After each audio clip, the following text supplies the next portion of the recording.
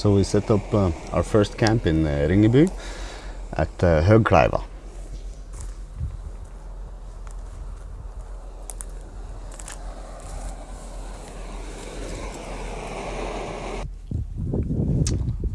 This is the top of Dovre Mountains, where we arrived in viewpoint Snøhetta to see for some reindeer. Finally, we are on the road close to or on the Helgeland coast, so now it's time for ferry jumping.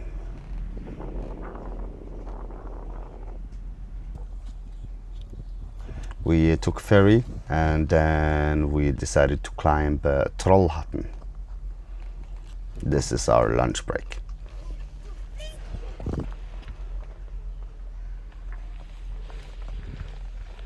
People have been living close to Trollhatten since the last ice age, so there's several traces from the hunter-gatherers that used to live here.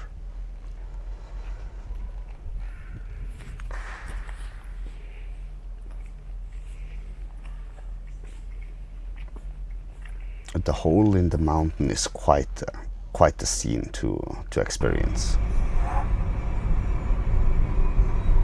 We had to do a lot of kilometers a day to try and reach Lofoten before the main tourist season. Jeg tror de har prøvd å sykle på den kanten, men så tror jeg kanskje de skjønte at med vinden så var det litt sketsj og plutselig havne i motsatt kjørebane. Ja.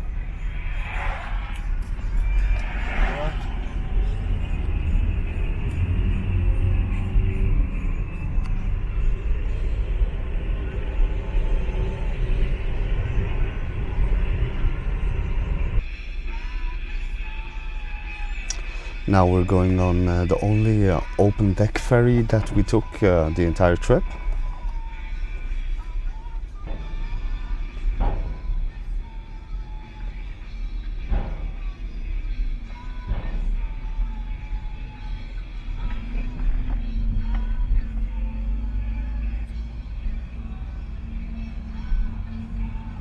Ta oss mot fergen.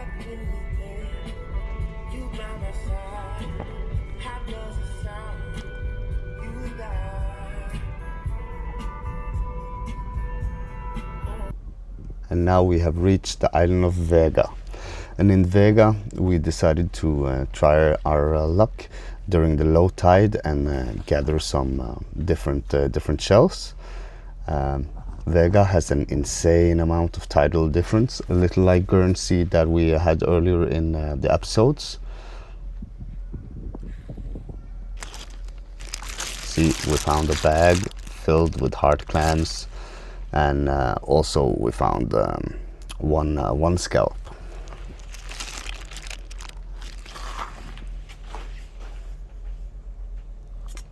We didn't really have much ingredients, so I made a tomato soup based hard clam dish, just to have a taste of the ocean.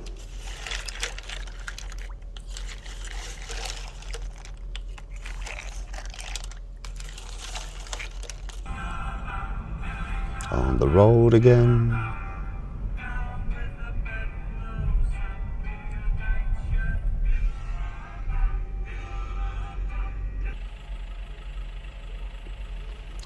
And here we are parked up close to the Black Ice Glacier. As you can see in the distance here, we had to stop to take a little photos and enjoy the view.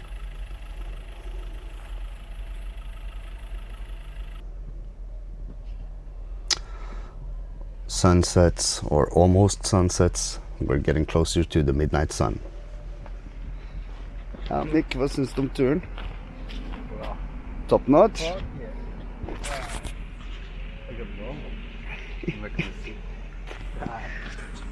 Kom til Helgeland, folkens.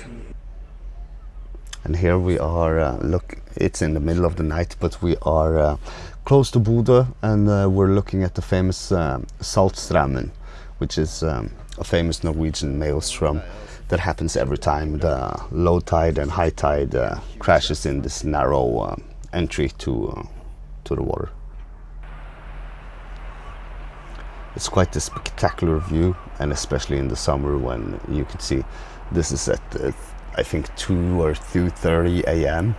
and it's as bright as a normal day most of the year.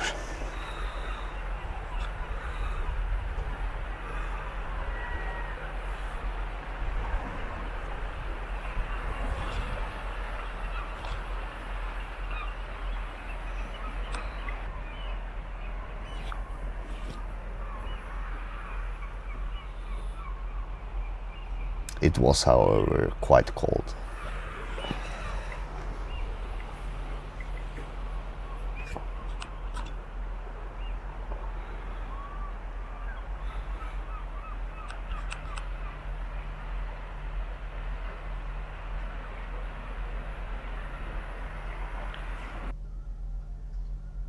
Here I'm doing a barbecue while we wait for the ferry. And the ferry will take us over to Varøy. As you can see here, it's quite a magnificent island.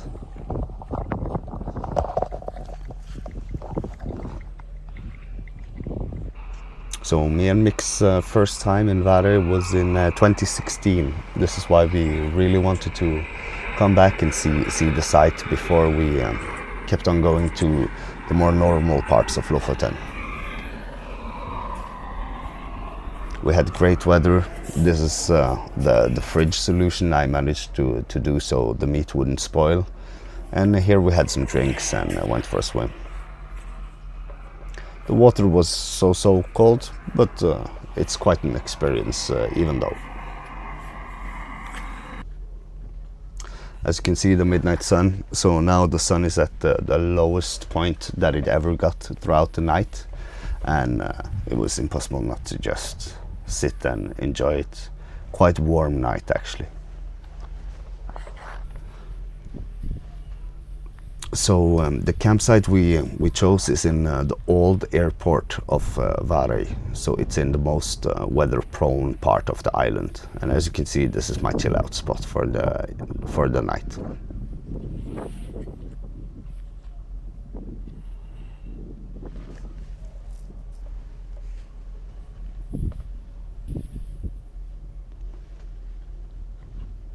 My steady tent that has gone on many journeys, as you probably have seen some Instagram clips from Iceland from,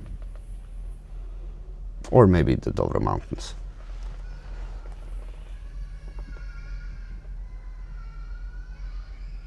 It's such a beautiful island.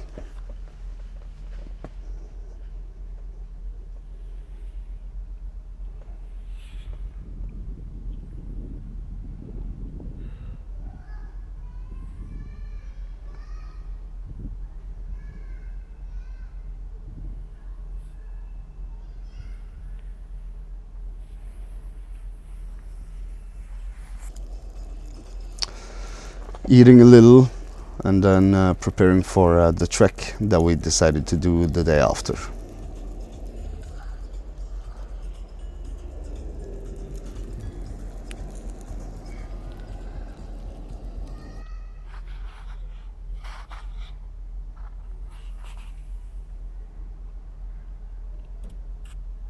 Kinda hard to go to bed with the sun still up.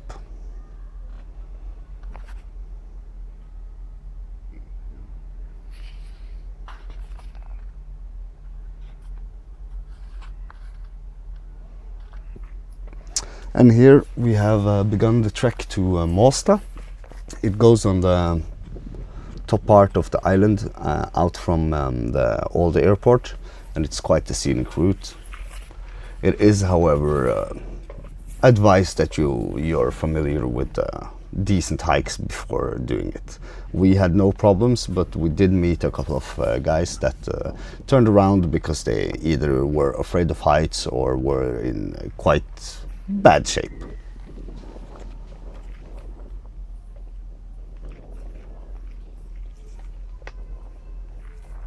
As you can see, the path is quite narrow, but the weather was unbeatable. I think we had about 26-27 degrees, which is quite unusual to experience in Varøy. This is actually an island in the middle of nowhere in the Atlantic Ocean, so in the North Sea.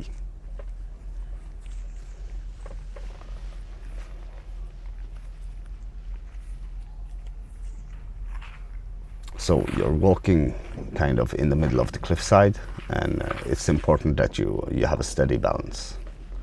As you can see in the front there, these are the guys who ended up turning around after about 1.5 hours walk. And here we figured what better time to maybe get the temperature a little down. I think it's time to have a quick dip in the ocean.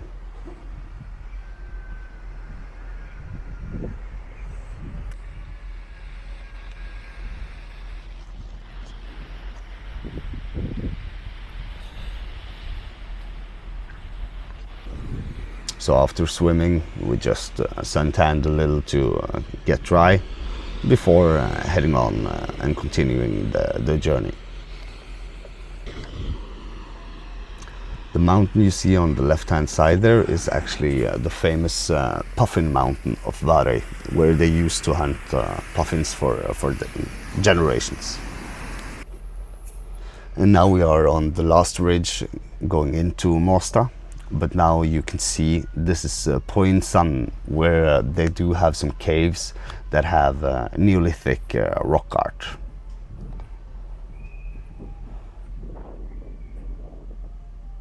And the views walking into Måstad is quite extraordinary.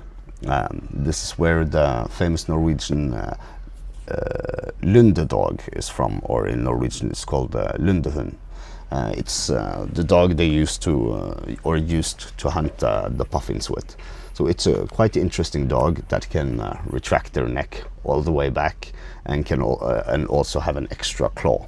So they would go into the tiny crevices and find the nests and take out both the birds and eggs.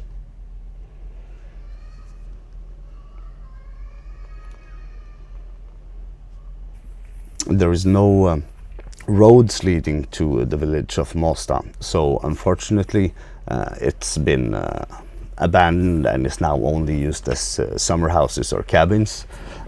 Back in the day there used to be a school here and a community.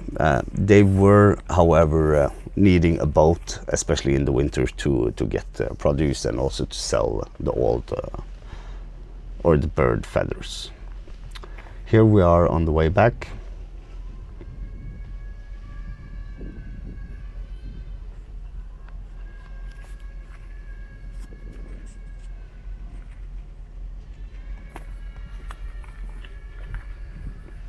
This is the famous beach from the Midnight Sun Festival, and close to where we camped when we were in Varøy Island.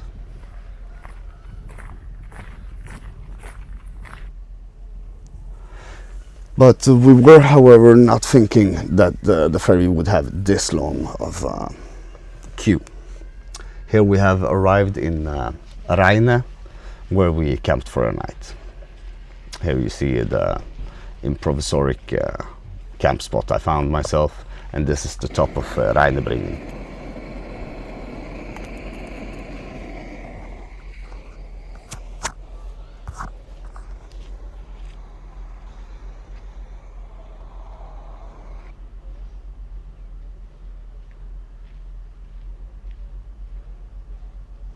This is also about 2 or 3 in the morning.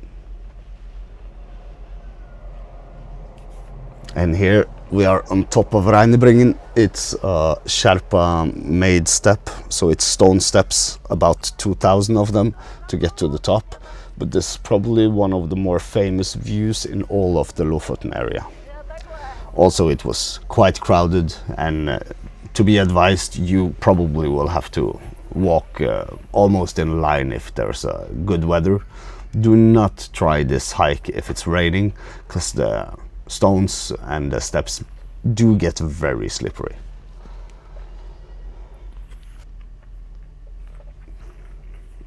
I think now it's about time to go down from the mountain. Next mountain, new adventure.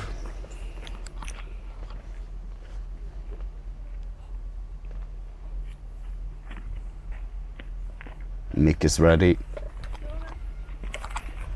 As you can see, these are the stone steps, so it's really nice to walk both up and down. If you have bad knees, I would suggest you bring a walking stick.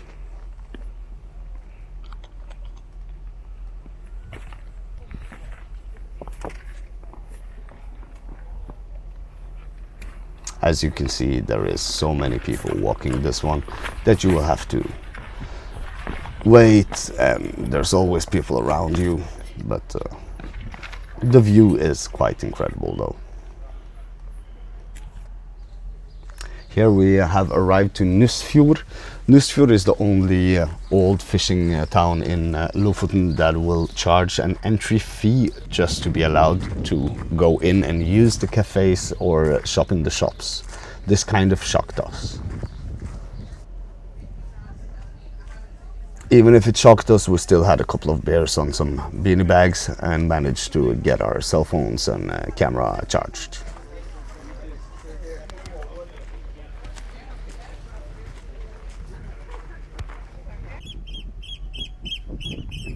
This is the Norwegian bird Kjeld, it's called in Norwegian. It's a very fantastic bird. It makes interesting sounds when singing, and it's quite a good hunter.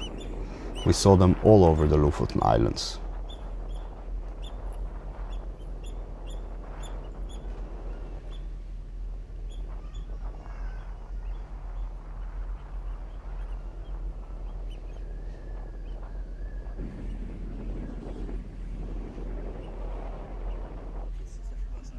We had to get some restaurant food when we arrived in Henningsvær. Finally, we had some decent food not made on the Primus. We had some fish and chips and a bottle of cremant. And then we visited the famous caviar factory, Modern Art Museum.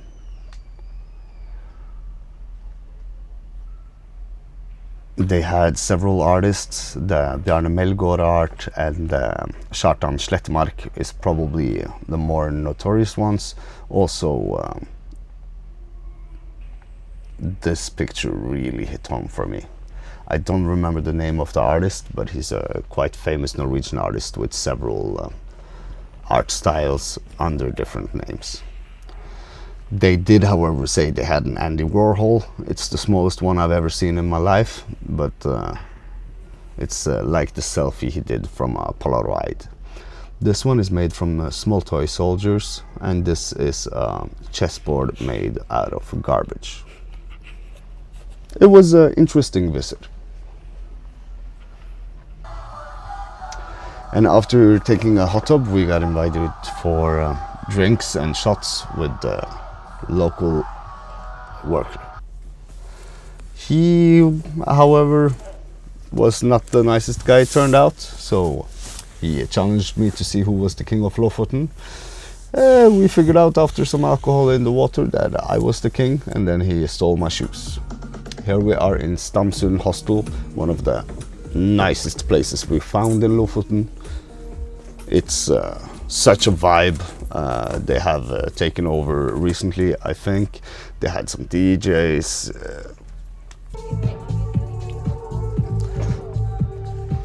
And there's beautiful views. You can also there borrow fishing boats, you can borrow canoes, soup boards, whatever is you are inclined to. And they have a nice barrel sauna.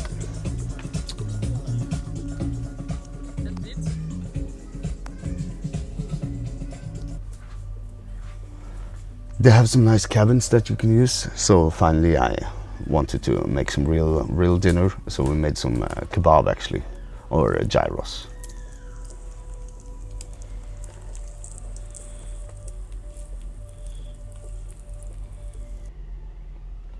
And then in Leiknes, when we were done with the main part of Lofoten, we found that they had some rock carvings or rock art. So we went to check them out.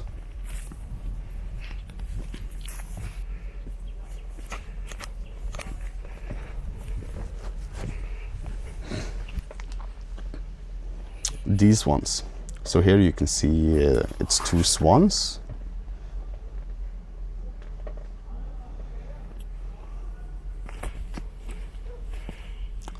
swans in the mountain. There were some big game like moose or reindeer. Also something that looked like orca. Quite an interesting spot since it's merely sanded or scraped instead of being hard cut.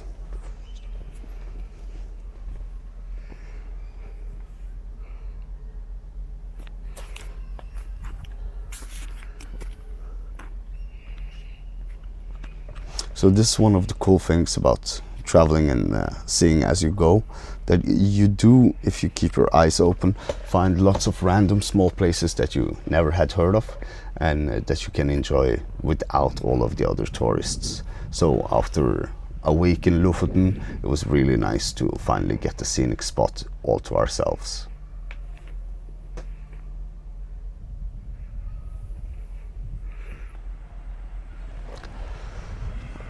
One of the nicer camp spots we found, so even if we are not in Lofoten now, we're just looking at Lofoten, you can see there's amazing places to camp out in all of Norway. It doesn't have to be in the touristic brochure.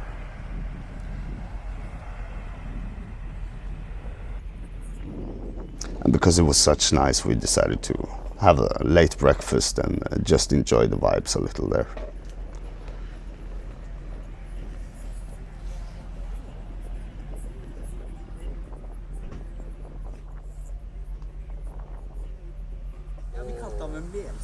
After we had done Lofoten, we wanted a little bit of city life, so we tried Trondheim.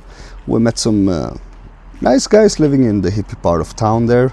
A guy from Bergen who wanted to show us his camper van, so then we went to this dodgy ass place, and